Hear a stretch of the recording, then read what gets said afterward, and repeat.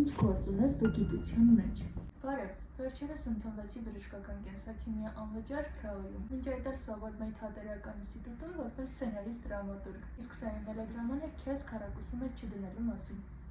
Ես ունեի հրատարակած գիրք, թողարկած երգեր, քննություններին էլ 2 շաբաթում եմ պատրաստվել։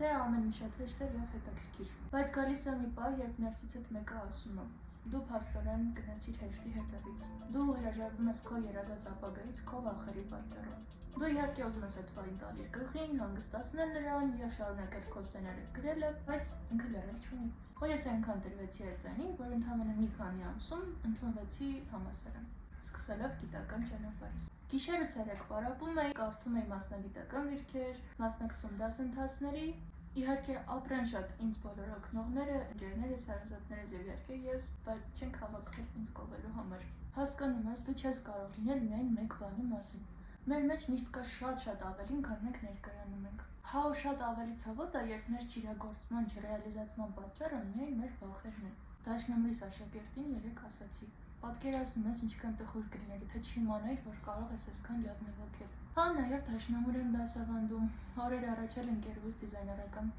ֆայլը վերջացրի իր գրքի համար։ Ու ես թույլ եմ տալիս լինել նա ով կամ, ոչ թե նա ով թվում էր, թե կարող եմ լինել։ Ու դու իրավունք ունես լինելու նա, ով երազում ես։